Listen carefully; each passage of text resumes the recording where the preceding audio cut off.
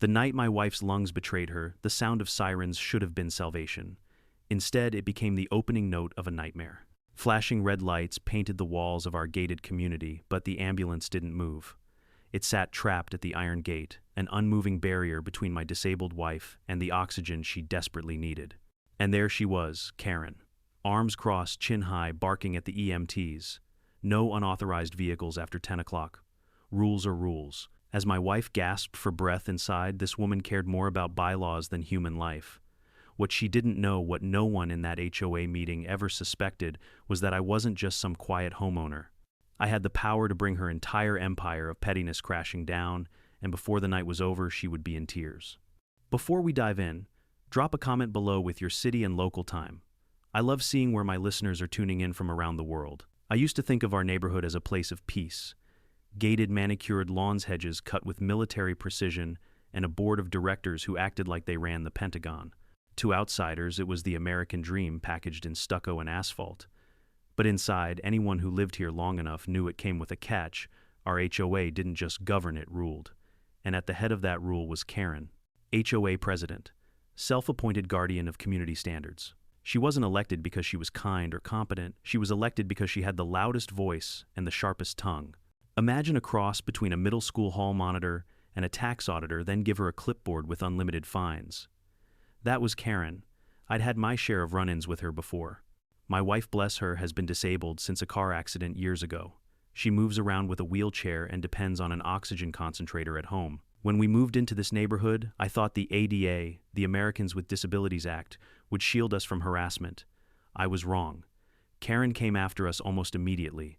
She fined us because the wheelchair ramp disrupted the architectural harmony of the block.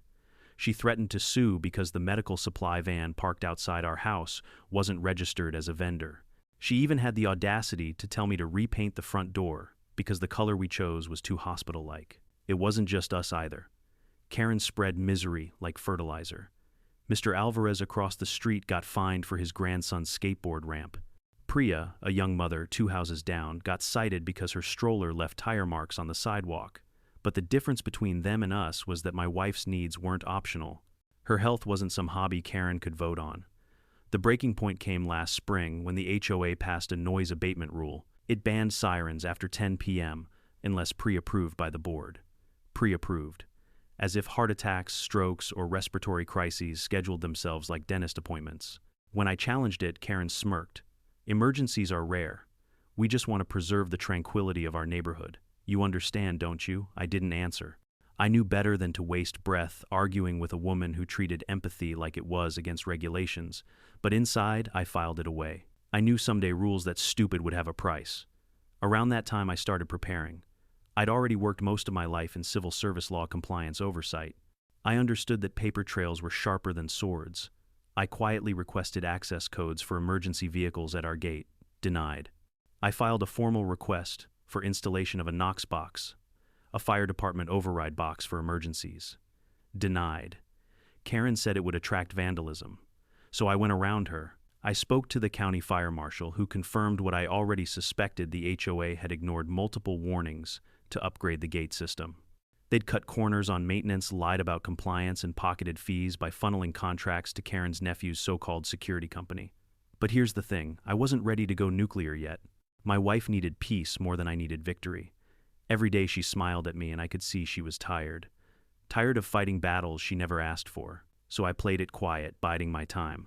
Let Karen think she'd won. And then came the night of the sirens. That evening had been normal, almost boring. My wife and I had been watching an old movie we liked, the classics.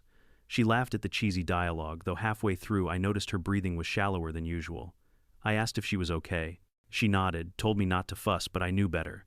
Her condition could swing from stable to critical in minutes. By 9:30 she was struggling. I checked her oxygen tank half full. She usually managed fine, but something was off. I adjusted the flow, called her doctor, and got told to head straight to the ER. At 10 sharp her chest tightened. Her lips started to pale. I didn't waste a second. I called 911. The dispatcher's calm voice guided me through the steps while paramedics rushed to us. I pulled out the emergency bag, prepped the portable oxygen, and tried to keep my wife awake. Every second dragged like an hour. Finally I heard it, the sound of salvation. Sirens in the distance growing louder, red lights flashing against the living room window. Relief washed over me. They were here. We were safe. But then I realized something was wrong. The lights weren't moving. They stayed fixed at the same spot. I stepped outside and looked down the street.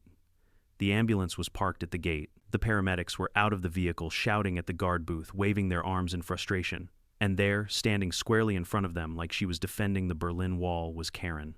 Clipboard in one hand, phone in the other, lips pursed like she was savoring the power of this moment. My heart dropped into my stomach. My wife was gasping for air inside, and the one person who could open that gate was treating this like a board meeting. That's when I realized the HOA wasn't just a nuisance anymore. It was a threat. And if Karen thought for 1 second that I was going to let her bylaws bury my wife, she had no idea who she was dealing with. I don't think people who have never watched a loved one gasp for breath can understand how terrifying silence becomes. Every second that passed, every weak inhale from my wife, was like a countdown clock echoing in my head. And out there at the gate, precious minutes were bleeding away. I bolted back inside, checked the monitor. Her oxygen saturation was plummeting 908783. I tightened the mask, adjusted the flow rate, and prayed the portable unit would buy us enough time. "Hang on, honey," I whispered, trying to steady my own voice. She looked up at me with those tired eyes that had already endured too many battles. I forced a smile, but inside I was shaking. Then I sprinted back outside. The night air was thick with flashing lights. Red and blue strobed across the neat, quiet cul-de-sac, washing over mailboxes and manicured hedges that suddenly looked grotesque in their perfection. The ambulance crew, Nina and Derek the first, would learn their names later, were at the gate pounding on the steel. Their voices carried across the still night. "Open the gate, emergency response," Nina shouted. She held up her radio, speaking into it, then slammed her hand against the keypad. Why isn't this override working? Inside the booth, Guard Todd sat frozen like a deer in headlights. He was a part-time college kid, barely 20, hired to check IDs and wave through Amazon deliveries. Now, with 2 EMTs screaming at him and a clipboard queen barking orders at his shoulder, he looked like he'd rather vanish into the concrete. Karen, meanwhile, was in her element. She blocked the gate with her body arms crossed, voice sharp and self-satisfied. "You can't just come barging in here without authorization. Do you have a permit?" "This is private property," Derek snapped back. "Ma'am, this is a medical emergency. We have a patient in respiratory distress." "The law requires immediate access," Karen sneered. "The law requires respect for community bylaws. This gate is for residents and approved vendors only. You should be at the service entrance." I wanted to laugh. Service entrance. At midnight, did she expect the ambulance to take a scenic detour while my wife suffocated, but the bile in my throat wouldn't let me laugh. Instead, I stormed forward. "She's dying in there," I roared, pointing toward our house. "Open the damn gate before you kill her." Karen turned that icy glare on me. "Sir, control yourself. You're escalating the situation. If you continue to harass me or this guard, I'll call the police." "The police," I shot back. "Great, let's add more sirens to your noise complaint. Maybe they'll bring a marching band while we wait." The crowd was growing. Neighbors roused by the sirens peeked from their porches, some clutching robes, some holding phones aloft to record. Mr. Alvarez limped over muttering curses in Spanish. Priya held her baby close, eyes wide with outrage. Whispers rippled. "What's happening? Why won't they open the gate?" Inside the ambulance, Nina tried the radio again. "Dispatch, this is Unit 12. We're locked out of gated property. Patient inside is critical. Requesting immediate backup." Static crackled, then a calm voice. "Copy that, Unit 12. County fire en route." But I knew every extra unit meant more time lost. And time was the one thing we didn't have. I leaned into the booth, staring down Todd. "Listen to me, son. You are not liable for opening this gate in a medical emergency. You are liable if you don't. Do you want someone's death on your conscience tonight?" Todd's Adam's apple bobbed. His hand hovered near the switch. Then Karen snapped her fingers in front of his face. "Don't you dare! The board will fine you and your company will terminate your contract. You follow my orders." That was Karen's favorite word, orders. She liked to pretend the HOA was a branch of the military and she was the commanding officer. But what she didn't realize was that this wasn't a battlefield she could control. This was life or death.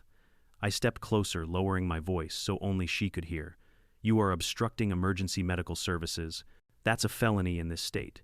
Every second you waste will be written in a police report and read aloud in a courtroom. Is that the legacy you want?" She didn't flinch. Instead, she pulled out her phone and started filming. threatening an HOA officer. Everyone, you're my witnesses. This man is dangerous. Dangerous. That word rang in my ears. I wasn't the one choking the life out of a woman with a stopwatch of rules. Behind us, my wife's portable alarm beeped a sharp, panicked chirp that carried from inside the house. Even from a distance, I knew what it meant. Her saturation had dropped below safe limits. My stomach lurched. "Move," I bellowed. I grabbed the gate myself, rattling the bars, but it didn't budge. Solid steel. Nina joined me, her face tense with fury. "We can't wait. If she codes, she won't make it. We need access now." Derek was already hauling equipment out of the ambulance: intubation kit, portable ventilator, backup, oxygen.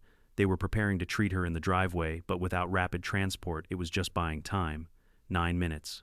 That's all it had been since I dialed 911. 9 minutes that stretched into eternity. 9 minutes in which my wife's life was weighed against a clipboard and a set of bylaws. Karen lifted her chin higher, savoring the standoff. "Rules are rules," she repeated. "If we let you break them once, chaos follows." I stared at her, my hands shaking, not with fear but with rage. "Chaos," I said. "No, Karen. Chaos is letting a woman die because you can't see past your own ego." The crowd murmured louder. "Mister," Alvarez shouted, "open the gate, for God's sake." Priya's voice cracked. She's a human being, but Karen didn't move. And in that frozen moment, sirens wailing, alarms chirping, neighbors shouting, I realized this was no longer just about my wife. It was about everyone who had ever been crushed under the weight of people like her. People who mistook power for morality. People who thought authority was more important than humanity. The storm was building. And Karen had no idea that by refusing to open that gate, she had just unlocked something far more dangerous: me. Karen planted her feet like she was the last line of defense at some holy fortress, when in reality she was just blocking an ambulance from doing its job. Her SUV was angled diagonally across the entry lane, headlights off, hazard lights blinking in a smug rhythm that matched her tone. "This gate has a vendor lane," she announced, waving her clipboard as though it were scripture. "Emergency vehicles are required to pre-register with the HOA to use the front entrance. That is policy." Derek dropped his intubation kit onto the asphalt and spun toward her. "Pre-register? What do you want us to do? Schedule heart attacks? Give you a calendar of strokes?" His voice cracked under the weight of disbelief. Karen sniffed. "If we start allowing exceptions, then everyone will think rules are optional. We cannot allow chaos." Chaos. There it was again. Meanwhile, inside my home, my wife was fighting for every shallow breath, and this woman was worried about an HOA's imaginary apocalypse. I stepped forward, trying to keep my voice from exploding into a scream. "My wife's blood oxygen is dropping by the second. If she goes into cardiac arrest, those paramedics will need to get her to the ER immediately." "Do you understand what's at stake here?" Karen pursed her lips. "I understand. The board has empowered me to enforce our bylaws. If you have a complaint, you can file it at the next monthly meeting." The absurdity of her words nearly knocked me over. File it at the next meeting. My wife didn't have minutes left, let alone 30 days. The crowd swelled as more neighbors arrived. Mr. Alvarez edged closer, his cane clacking against the pavement. "Senora, open the gate before I break it myself," he growled. Karen shot him a glare. "Touch this property, and you'll be fined $5,000. The tension was unbearable. Nina glanced at Derek, then back at me. "We can treat her inside until backup arrives, but without transport her chances..." She trailed off. I could see the calculation behind her eyes, the brutal math of survival. I turned to Todd, the guard, who was practically sinking into his chair. His eyes darted between me and Karen, his hand hovering near the switch that could end this nightmare. "Todd, listen to me," I said, lowering my tone. "This is your chance to be on the right side of history. Open that gate. Do it now." Karen slapped her hand down on his armrest. "Don't you dare. The liability falls on you if you disobey me." "Liability?" I barked. "No, the liability is on you, Karen. You're obstructing emergency medical services. That's not just immoral, it's illegal. You're writing your own criminal record in real time." For the first time, a flicker of doubt crossed her face. But it was fleeting. She raised her phone higher, angling it toward the flashing lights. "I'm documenting everything. This will go straight to the board, and if anyone touches this gate, I'll sue for damages." The arrogance in her voice made the crowd hiss and mutter. Priya shouted, "Damages? What about the damage you're doing to a human life?" Others nodded, their anger boiling over. Derek threw his hands up. "I've had enough of this. Dispatch this as Unit 12. We need fire on scene to breach the gate." Immediate authorization to cut through. Karen spun on him. "Absolutely not. You'll destroy HOA property." "HOA property," I echoed. My laugh was cold hollow. That's what you're worried about, paint and steel. While a woman inside is dying, the paramedic ignored her protests and returned to prepping equipment. He snapped open a ventilator, his hands steady despite the chaos. Nina grabbed a backup oxygen cylinder and shot me a look that said, "Keep buying us time." I did. "Karen," I said, stepping closer, my voice dropping to a calm I didn't actually feel. "Do you realize that obstructing emergency personnel is punishable under state law? Do you realize that the ADA requires full, unimpeded access for disabled residents in crisis? Do you realize you're personally liable for every breath she misses because of this delay?" She smirked. "The board will indemnify me. I have immunity." I shook my head slowly, almost pitying her ignorance. Boards can't indemnify intentional harm. This isn't immunity, Karen. This is negligence. This is cruelty. And the law doesn't look kindly on cruelty. Her smirk faltered just slightly. Behind us, the portable alarm inside my house screamed again, a long, shrill tone that made my blood run cold. That sound meant her levels had fallen into the red zone. I could almost feel her fading. Mr. Alvarez suddenly moved forward, gripping his cane like a crowbar. "Enough talk," he muttered. He wedged it under the edge of the gate, straining with what little strength his 70-year-old frame had left. The steel groaned but held. Karen shrieked, "Stop that! You'll be fined!" The crowd erupted into shouts. Neighbors who'd spent years cowering under Karen's fines finally snapped. They surged forward, pressing against the gate, yelling for it to be opened. The HOA president's grip on power was cracking, but still the barrier stood. I pulled out my phone and dialed directly to the county fire battalion chief. The line buzzed twice before a deep, authoritative voice answered. "Chief Ramsey, this is narrator's name," I said. "We have an ambulance blocked at the Oaks Gate HOA. My wife is coding. I'm requesting immediate breach authorization." There was no hesitation. "Copy that. Rescue team is inbound. We'll cut it open." Karen's eyes went wide. "You wouldn't dare. That gate cost," I cut her off. "More than a life. Prove it." She slammed her SUV into park and stood in front of it, arms outstretched like she could physically stop the inevitable. Over my dead body, she hissed. For the first time that night, I felt a strange calm wash over me, because now I knew she had just declared war on the wrong man. And the war was about to end, not with her victory, but with her humiliation. The alarm inside my house shrieked again, a piercing mechanical scream that cut through the chaos like a knife. I could almost hear my wife's lungs begging for relief.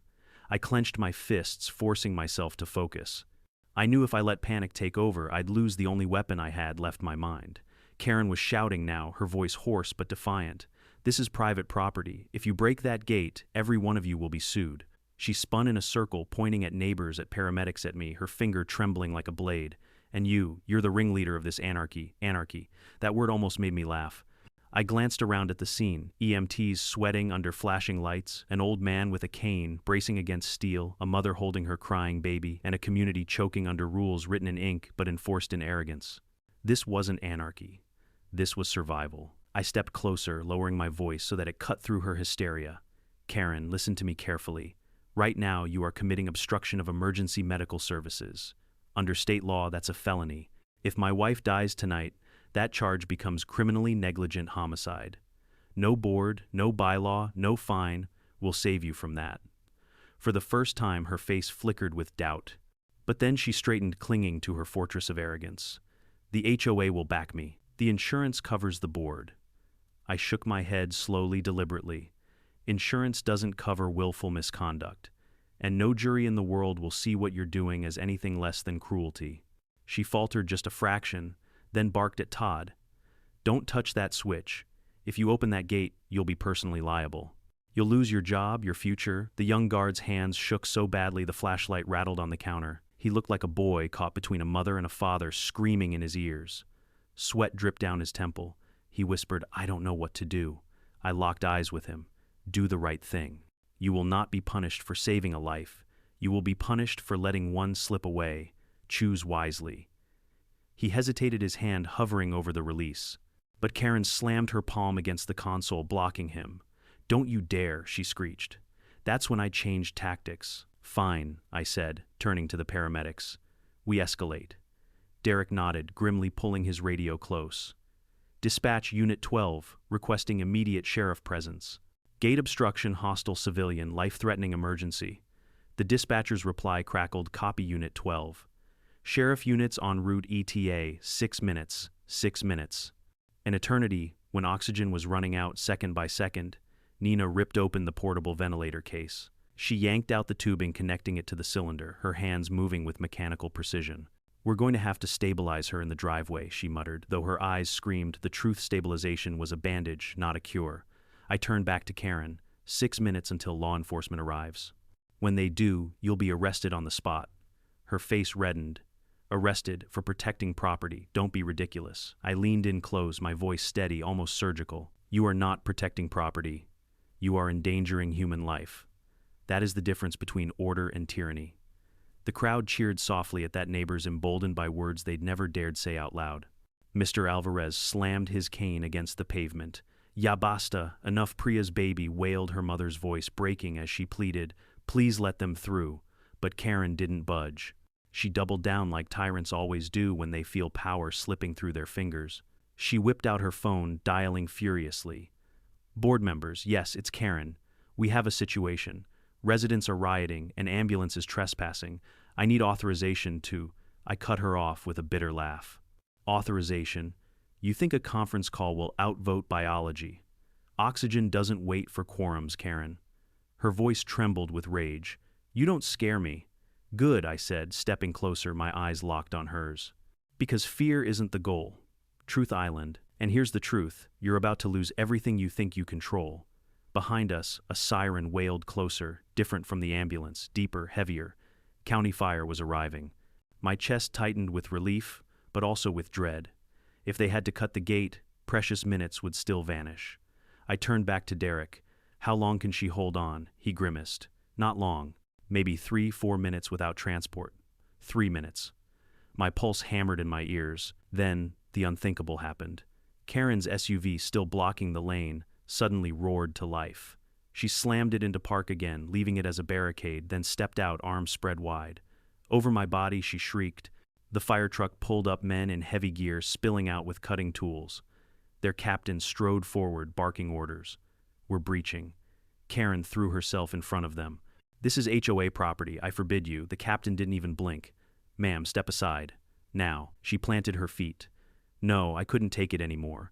I stepped between her and the firefighters, my voice rising above the din. "If you want to stand in front of steel and fire, then be my guest. But when those cutters spark, it won't just be the gate burning down, it'll be your entire reign." She froze. Her bravado cracked, replaced by a flicker of fear. The crowd roared with approval. Neighbors finally emboldened after years of silence. Cameras caught every second. And as the fire captain signaled his men to begin, I knew the tipping point had come. Karen wasn't just facing me anymore. She was facing the law. And when the law showed up, it didn't come with clipboards.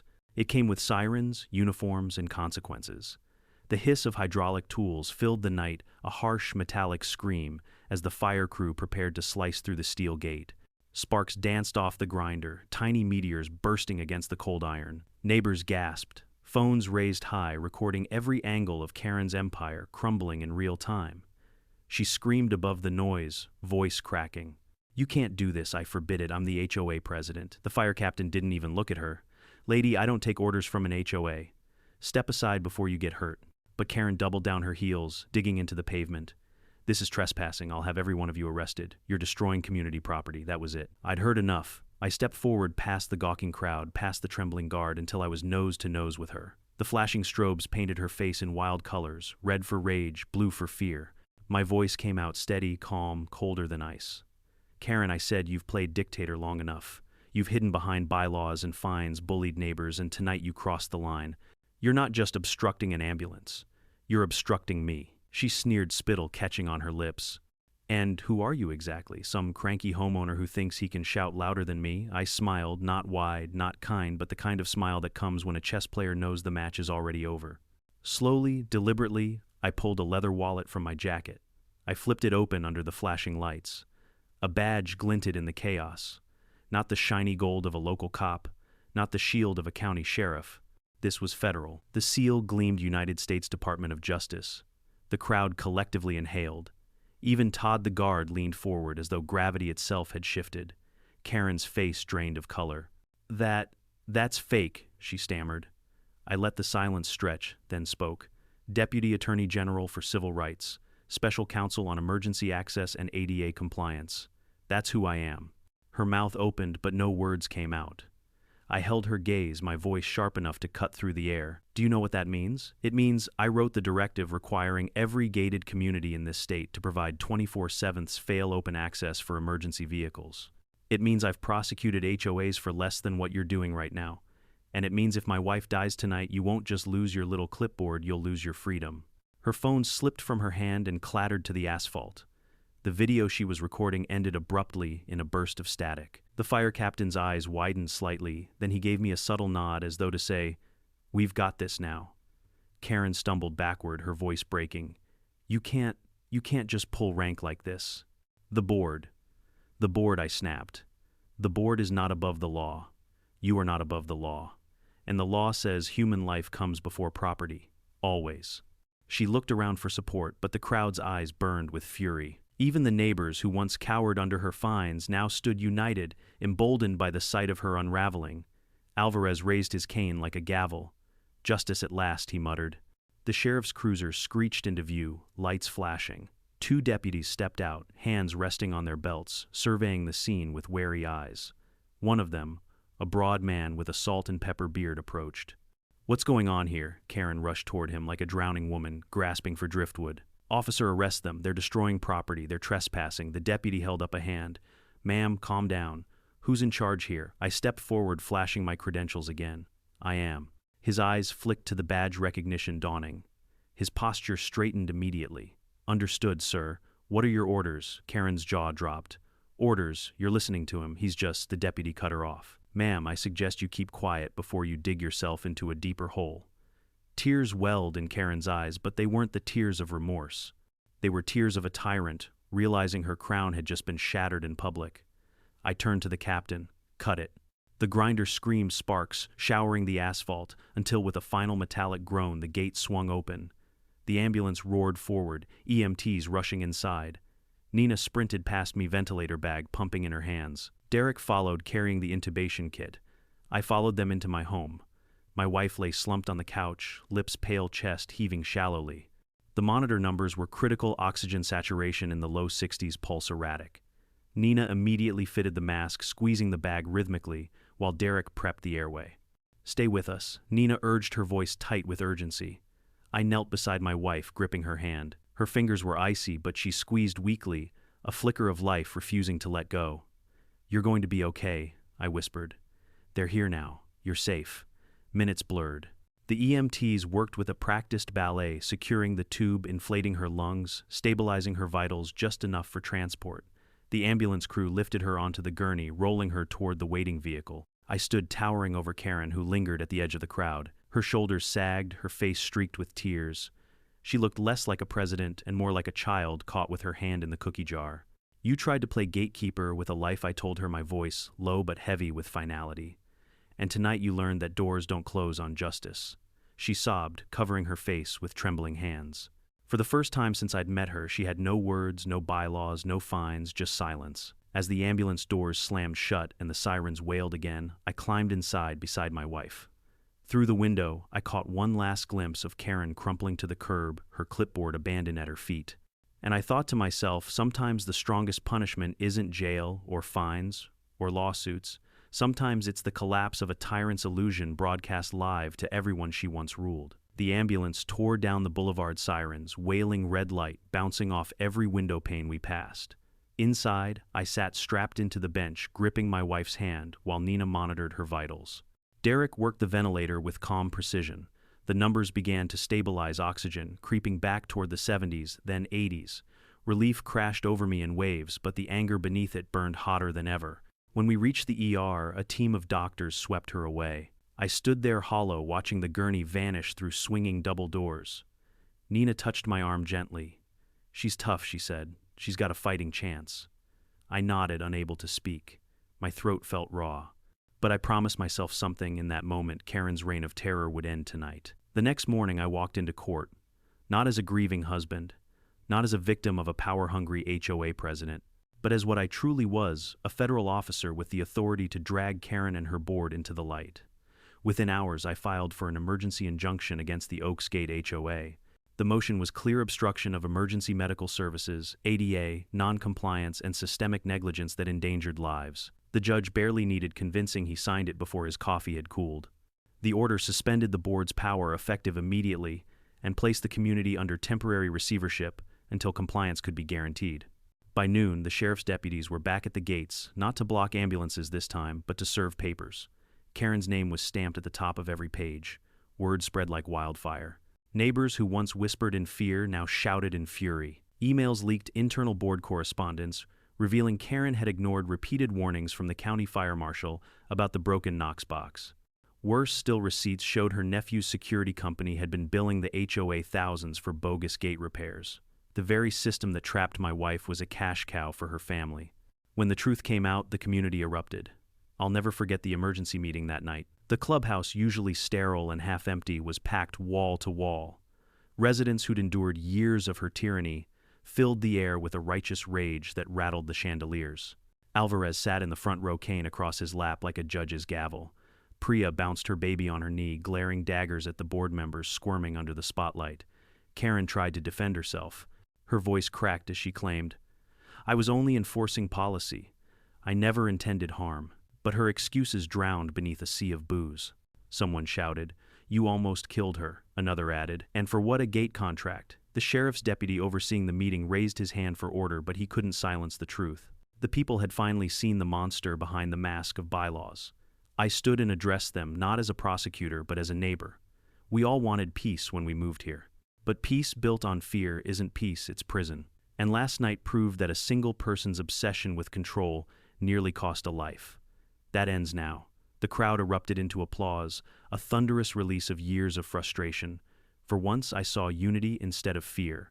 The court order required 3 things: mandatory ADA compliance. The HOA had to install a 24/7 fail-open gate system with EMS override audited monthly. No exceptions, no excuses. Board restructuring, all current members suspended until a new election overseen by the county. Karen was barred from running. Restitution fines and settlements for residents wronged by fraudulent gate fees. And then there was Karen herself. The DA's office opened an investigation into obstruction and fraud. Her nephew's company folded within a week. Insurance carriers notified the HOA they would cancel coverage unless every violation was corrected immediately. But I didn't stop there. When the judge asked if I sought criminal prosecution, I paused. My instincts screamed for vengeance, but another part of me, perhaps the part my wife loved, chose differently. "Your Honor," I said, "the community has suffered enough. Justice isn't always about jail.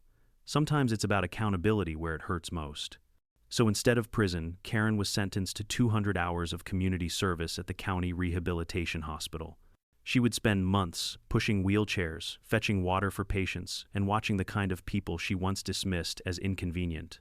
The irony was almost poetic. The woman who once complained that ambulances were too loud would now spend her days listening to the steady beep of heart monitors and the hiss of oxygen tanks. As the order was read, Karen's face crumpled. Tears rolled down her cheeks, not the crocodile tears she'd weaponized for years, but real ones raw with humiliation. The clipboard queen had become a servant. Neighbors who'd feared her for so long stood taller that night. Alvarez leaned over to me, whispering, "Justice tastes sweeter than café con leche." Priya smiled, softly rocking her baby. Even Todd the guard approached afterward, thanking me for saving him from being scapegoated. For the first time since moving into Oaks Gate, I felt the weight lift. The streets were quieter, but not in Karen's suffocating way. This quiet was peace, the kind that comes when truth finally breaks chains. At home, my wife was recovering slowly. The doctors said it was a close call, too close. When she was strong enough to speak, she squeezed my hand and whispered, "You saved me." I shook my head. "No," I told her, "you saved me. You gave me the reason to fight." And as I kissed her forehead, I knew the battle with Karen was over. But the war for dignity, for humanity, for the simple right to live without tyranny, that was only just beginning. The HOA scandal might have ended with Karen's community service, but like any rotten structure, the deeper we dug, the more decay we found. The county's audit of Oaks Gate revealed something more sinister than just arrogance. Buried in the financial records was a trail of payments, tens of thousands of dollars in emergency call-out fees, billed to the HOA every time the gate malfunctioned. Except according to maintenance logs, those malfunctions weren't accidents. They were deliberate. The scheme was simple. Karen and her nephew's security company disabled the Knox box and tampered with the gate's software on weekends, ensuring it would lock out first responders. Then, when panicked residents called for help, Karen would approve her nephew's team to repair it at inflated rates. It was extortion disguised as maintenance. And the night my wife nearly died was the moment their scheme finally collapsed. The sheriff's department launched a full investigation. Emails surfaced Karen's smug instructions to her nephew: disable the override on Fridays. More call-out revenue that way. Evidence mounted until even her last defenders abandoned her. At the next community hearing, residents didn't just demand change, they demanded blood. They voted unanimously to remove the board, dissolve all contracts tied to Karen's family, and place the HOA under outside receivership. Karen tried one last time to speak. She stood before the microphone, trembling, mascara streaking her cheeks. "I only wanted order," she pleaded. "I tried to protect our neighborhood." The room erupted with jeers. Alvarez's cane pounded like a drumbeat. Priya shouted, "Order doesn't mean control," and someone else yelled, "You protected your bank account, not us." I didn't gloat. There was no need. Watching her empire crumble in front of the very people she had terrorized was justice enough. The county receiver announced sweeping reforms: transparent budgets, ADA compliance training for all staff, a brand new gate system with direct EMS access. And for the first time, neighbors cheered at an HOA meeting. I could have stepped in. They even asked me to run for president. But I refused. "I'm not here to rule," I told them. "I'm here to remind you that communities survive when we put people before rules." When I returned home that evening, my wife was waiting for me on the porch. She was still weak, but the oxygen line was steady, her smile brighter than any badge I'd ever carried. She whispered, "It's over." I nodded. "It's over." But then she surprised me. "No," she said softly. "It's beginning." She was right. The neighborhood had changed. Where once people walked with heads down, fearful of citations, now they greeted one another with warmth. They brought meals for us, while she recovered planted flowers in Alvarez's yard, helped Priya fix her stroller wheels. It was as if the iron gate had cracked something inside all of us, not just steel, but silence. Weeks later, I drove past the spot where Karen had once stood like a queen at her fortress. The gate was gone, replaced with a modern system that opened wide for emergency vehicles. I couldn't help but smile. She had tried to build a wall of power, but in the end she built a monument to her downfall. And as for Karen herself, she shuffled through her community service hours, stripped of her title, her fines, her clipboard. I saw her once at the rehab hospital while visiting my wife for a follow-up. She was pushing a patient in a wheelchair, head down, lips pressed tight. She avoided my eyes. For the first time, I almost pitied her. Almost. Because some lessons in life have to be paid in tears, and Karen's had just begun. Looking back, that night taught me something I'll never forget. Rules without compassion are cages, and power without empathy is poison. Karen believed her clipboard gave her control over people's lives, but the truth is, authority means nothing if it tramples humanity. My wife nearly lost her life because someone valued bylaws over breath. But in the end, the community learned that real order isn't found in fines or fear. It's found in neighbors standing together in compassion that overrides arrogance. We all live behind gates of some kind, rules, routines, even our own pride. But when those gates block kindness, when they shut out empathy, they're just walls that divide us. Breaking them down doesn't cause chaos. It brings us closer to the people we're supposed to be. So here's the lesson I carry. Never let rules blind you to what's right. Speak up when power is abused. And when someone needs help, don't wait for permission. Act. Humanity doesn't need approval. If this story hit you as hard as it hit me living through it, share it. Leave a comment below with your thoughts, your experiences with power gone wrong, or simply where you're tuning in from. And if you want more stories where justice meets drama, hit that subscribe button, because trust me, there are always more Karens out there.